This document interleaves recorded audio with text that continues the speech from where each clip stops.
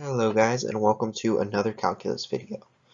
Today we are going to be tackling this absolutely beautiful infinite sum with special non-elementary functions, which will take us through several different stages of a problem.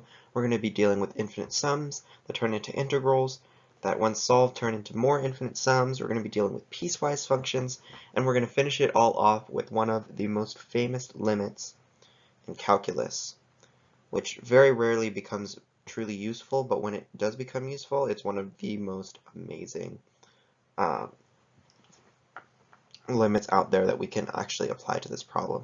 Another interesting thing about this problem is that the answer is actually 1/2, which is interesting because we have, irrational numbers, and we're dividing by n, which usually ends up in some natural log.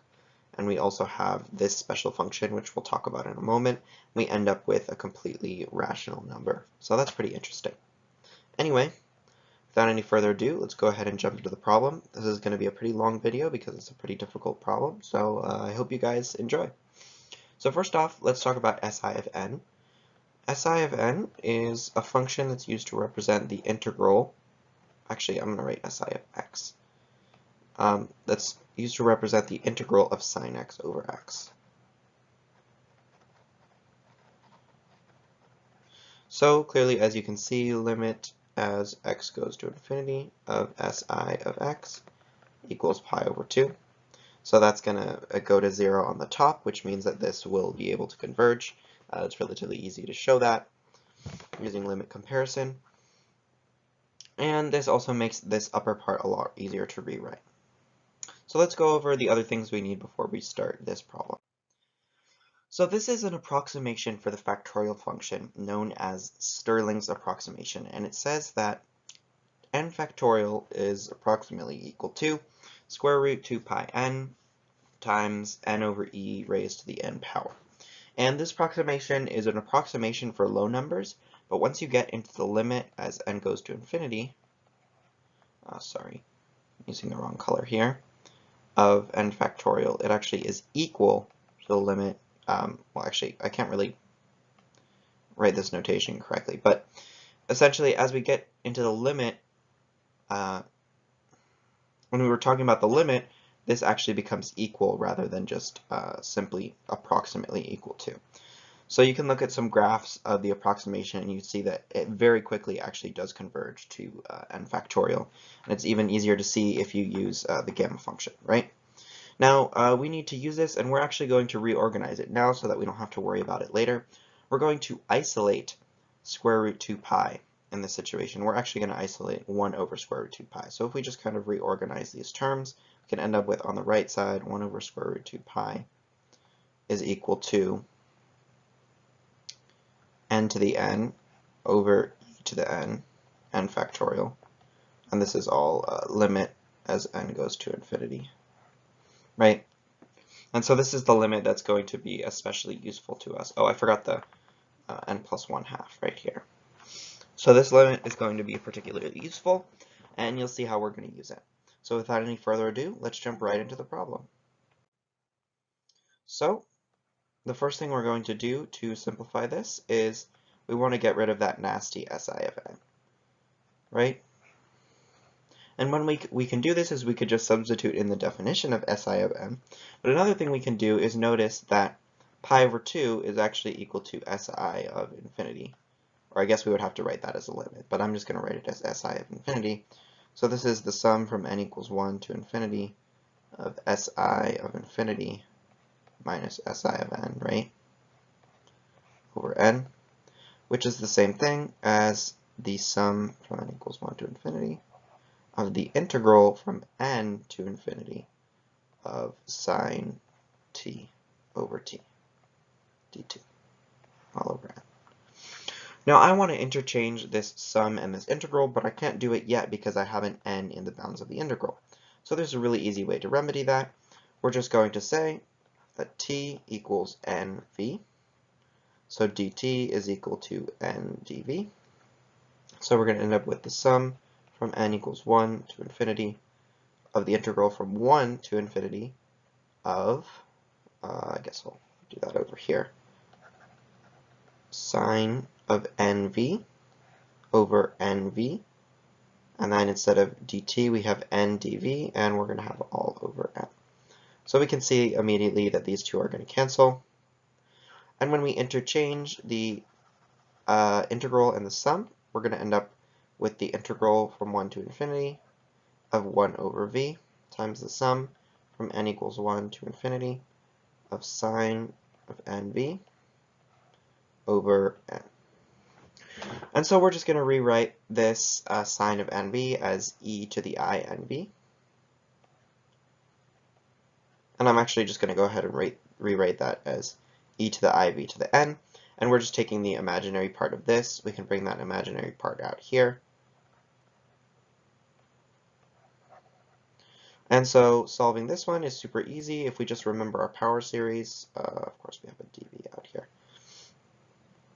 This is just going to be the integral from 1 to infinity of 1 over v times the imaginary part of negative natural log of 1 minus e to the iv. All right, now we just have to solve for this the imaginary part of this natural logarithm. So when we're talking about complex logarithms, the imaginary part is going to be the argument. And so the argument is essentially the angle, and a really easy formula for this is that as long as the real part of z is greater than or equal to 0, I suppose, then the argument of z is equal to the inverse tangent of imaginary part of z over the real part of z. And you can see that just by applying Euler's identity and sort of testing things out. And you will see that that does match up with the natural log definition. So I've gone ahead and brought the negative sign all the way out here. Something else that we can do here is we can sort of expand out.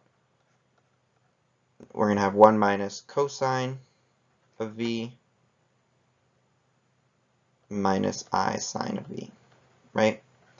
And so applying that definition that we just talked about, we can write iv, and we're going to write the imaginary part of this natural logarithm is going to be an arctangent term, arctangent of negative sine of v over 1 minus cosine of v.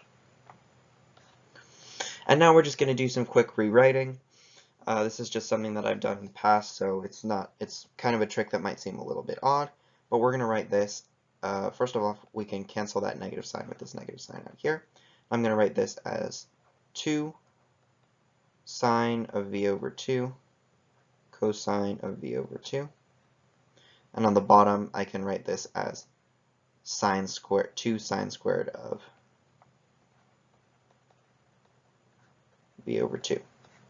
And that's just using basic trig identities. Sorry if I'm moving kind of quickly, but this is going to be a very long video already, so I just want to get all the simple stuff out of the way. So we can go ahead and cancel these 2's and this sine v. So overall, this is just going to be cot of v over 2.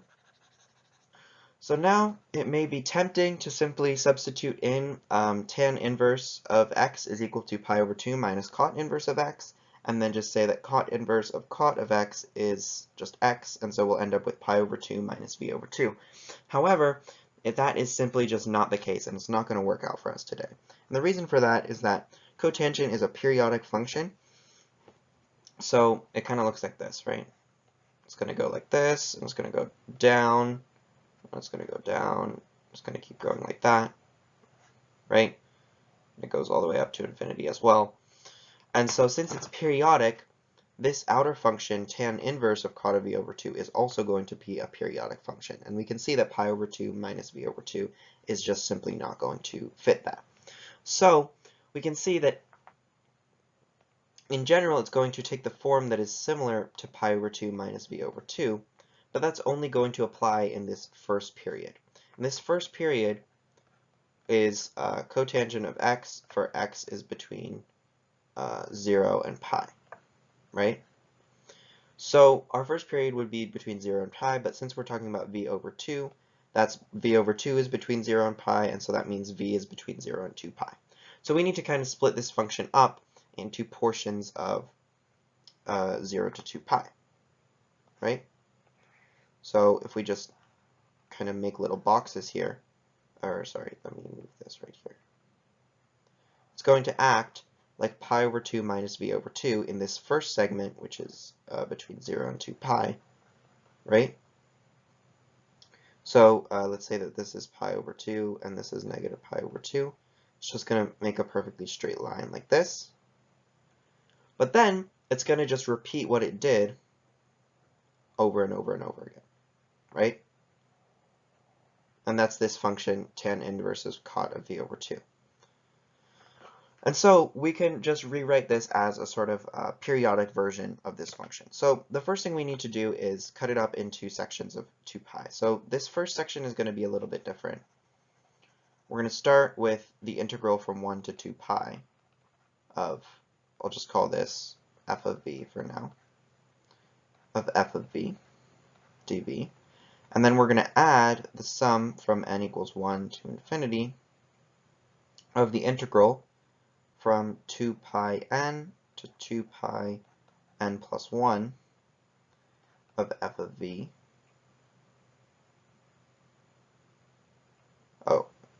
F of v dv, right? And this f of v is going to act significantly different from this f of v, because this f of v is just going to be 1 over v times pi over 2 minus v over 2, right?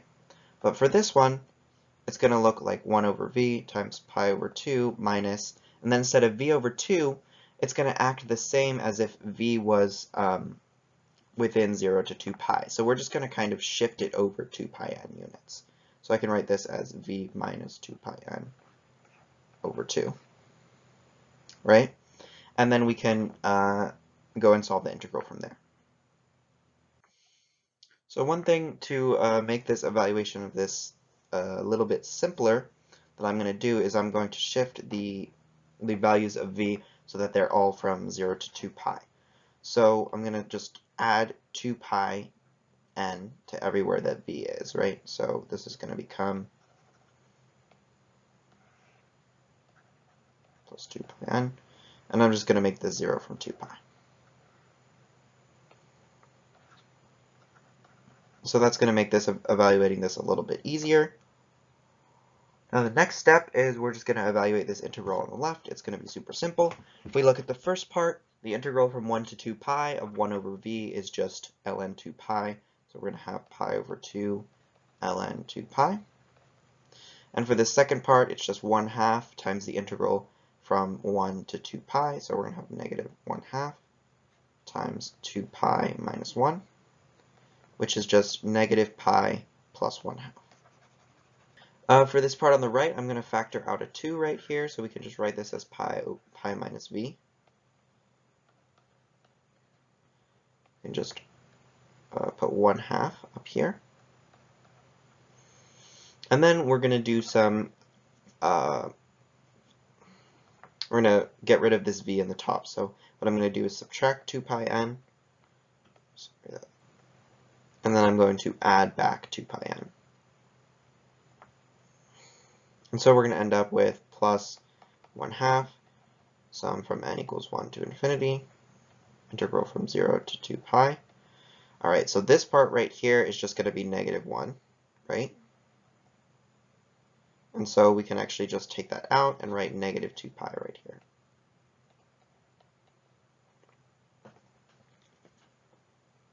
And for this other part, it's just going to be the integral of 1 over v plus 2n pi from 0 to 2 pi, which just do some simple natural log integral. You're going to end up with, and of course we're multiplying by pi plus 2 pi n, so that's 2 pi plus 1, no, 2n plus 1 pi, sorry, times the natural log of 2 pi n plus 1 over 2 pi. We can cancel this, or over 2 pi n, sorry. We can cancel these 2 pi's pretty easily, and it's just going to become ln 1 plus 1 over n.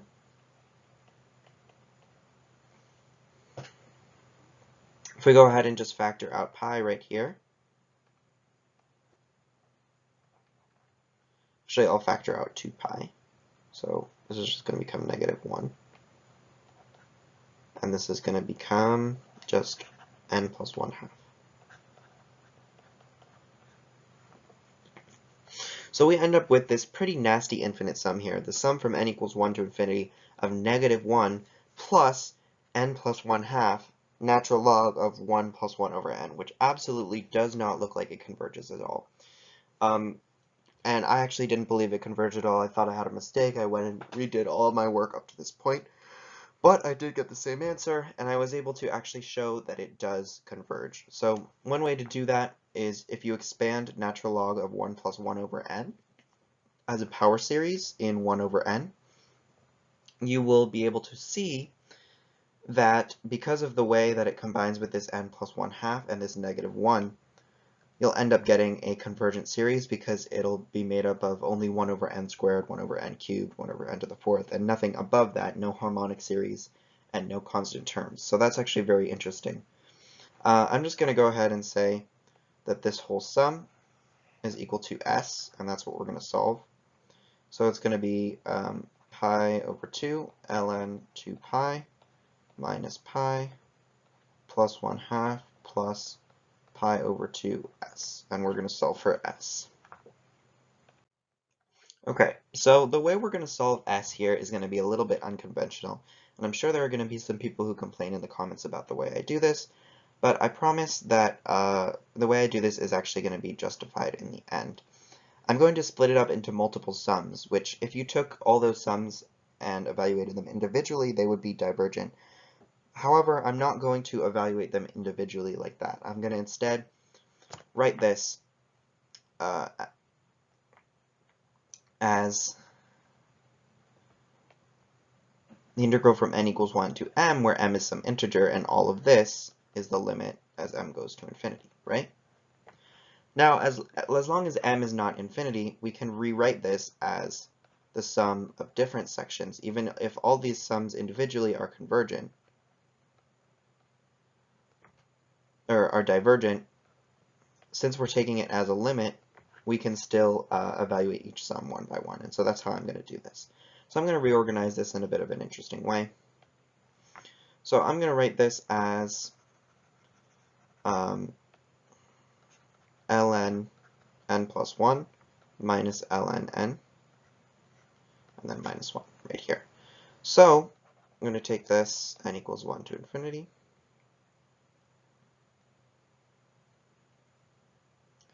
And I have this n plus 1/2 right here, multiplying by both of these. So I'm going to rewrite this as n plus 1 times ln n plus 1. Then again, I have this n plus 1/2 multiplied by this negative ln n. So I'm going to have negative n ln n. And then as you can see, I sort of mess with the numbers here. So in order to make it still add up to the same amount, I need to subtract 1/2 ln n plus 1. Because I had this n plus 1 while this was only n plus 1/2. And I also need to subtract 1/2 ln n. Alright. And then for this -1 right here, I can just leave this as -1. Now I'm going to split this up into 3 different infinite sums. So this is going to be equal to the limit as m goes to infinity of the sum from n equals 1 to m of n plus 1 ln n plus 1 minus n ln n minus the sum from n equals 1 to m of 1/2 ln n plus 1 minus the sum from n equals 1 to m of 1/2 ln n minus the sum from n equals 1 to infinity of -1. Or not infinity, sorry, it has to be m. So since these are all approaching infinity at the same rate, despite the fact that they are all divergent sums, they will be able to cancel with each other and still create a convergent sum at the end. So if I replace this m with infinity, then these sums would approach, the upper bound of these sums would approach infinity at arbitrary rates, and so that would not be something that I'm allowed to do. But since I'm writing this as the limit as m goes to infinity, they're all approaching at the same rate, and so this actually can be a sum that converges. So let's go ahead and evaluate the partial sums of each of these one by one. So as you can see, the first sum is a telescoping series, meaning it's going to be super easy to figure out what its value is. Since this is always going to cancel with this, we can just go ahead and write out the first few terms. So we're going to have 2 ln 2 minus 1 ln 1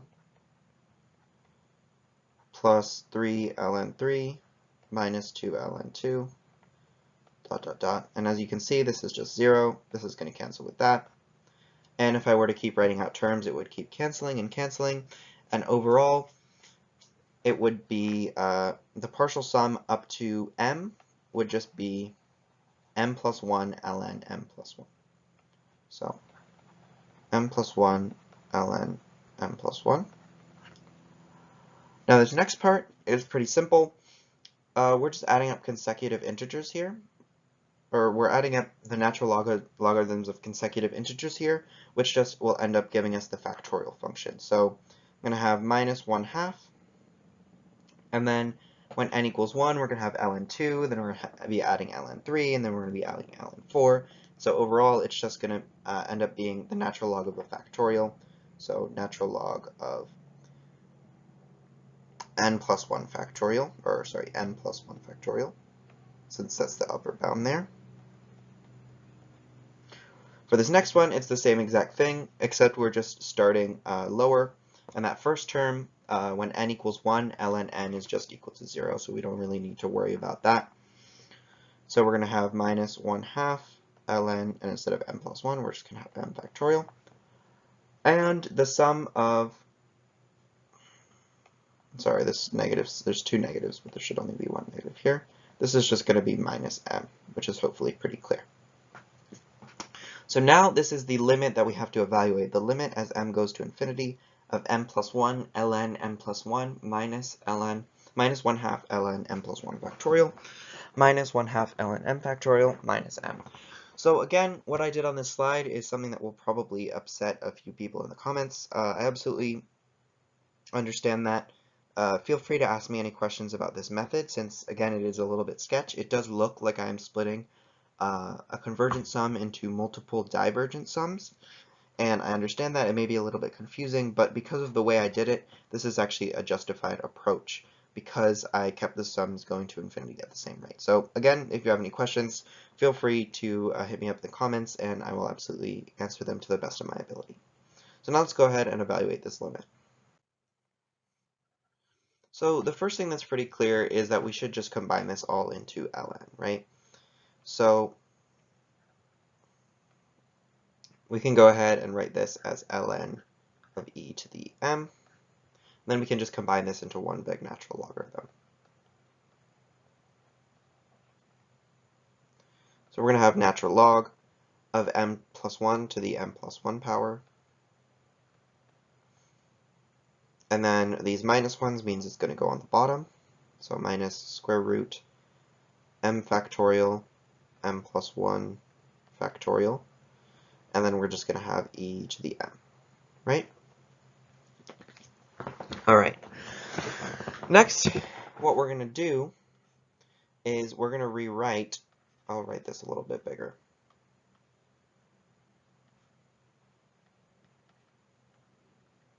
We're going to write this inside m plus 1 as m times 1 plus 1 over m. So that means I can actually bring out this into two separate powers right here. So we can write this as ln m to the m plus 1 times 1 plus 1 over m to the m plus 1. And so this one on the right here, this is actually a really famous limit. Some of you may know that limit as x goes to infinity of 1 plus 1 over x to the x power is actually equal to e. And that's actually exactly what we have here. Notice that there is this plus 1, but that plus 1, that's just multiplying by 1 plus 1 over m, and in the limit as m goes to infinity, 1 plus 1 over m is just 1, and so really that part doesn't actually matter. So we can, this is going to be just adding e, or multiplying by e, right? And so we can actually bring that out, and we can add ln e, right? And so that's just 1. So we're just adding 1 to all of that. Now the next simplification we're going to make is we're actually going to write m plus 1 factorial as m factorial times m plus 1. And so the square root of m factorial is just m factorial, right? So we can rewrite this as m factorial. And this is going to be square root m plus 1. Now finally, we're going to bring out this plus 1, and we're just going to write it as square root m times square root m.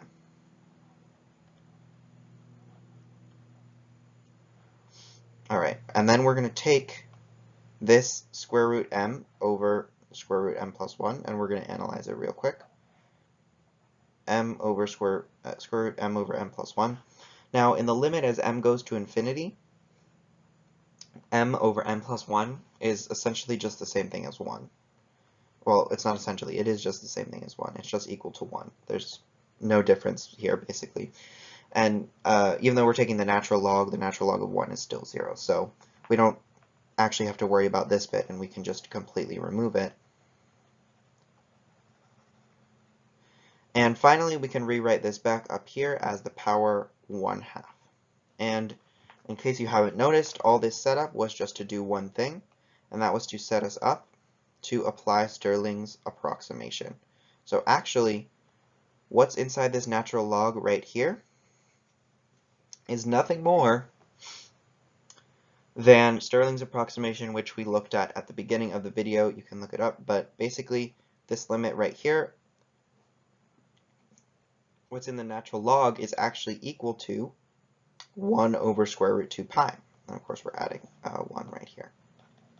So actually, this entire limit, which came from our infinite sum, according to Stirling's formula, since limit as m goes to infinity of m to the m plus 1/2 over m factorial e to the m equals square root 2 pi, or sorry, 1 over square root 2 pi.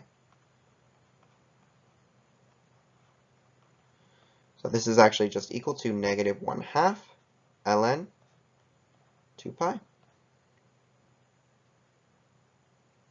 So let's go ahead and apply that to our entire sum that we had from before. Plus 1 right here, right? So let's apply that to our entire sum that we had from before. So overall, combining the other part that we had from before with our overall sum, we have pi over 2 ln 2 pi minus pi plus 1/2 plus 2 pi times our value of s, sorry, just pi times our value of s, which was negative 1/2 ln 2 pi plus 1. If we go ahead and expand it, we can see that this is going to cancel with this, and this 1 times pi is going to cancel with this, and all we're going to be left with is this 1/2 from our original integral. So, or from our original integral. So overall, the sum from n equals 1 to infinity of pi over 2 minus si of n all over n is just equal to 1/2. So this is probably one of the greatest infinite sums that I will ever evaluate, because of just the amazing way that it took us through multiple infinite sums, through integrals, through piecewise functions, through inverse functions, through Stirling's approximation, which I've actually never really used before in an integral or an infinite sum. This sum really just amazes me, the way it resolves itself. So I hope you guys enjoyed the video. If you watched through the whole thing, wow, take a break, drink some water. I mean, yeah, this is just an absolutely amazing, very long problem. and absolutely very exciting situation for me. So I hope you guys enjoyed the video, and I will see you next time.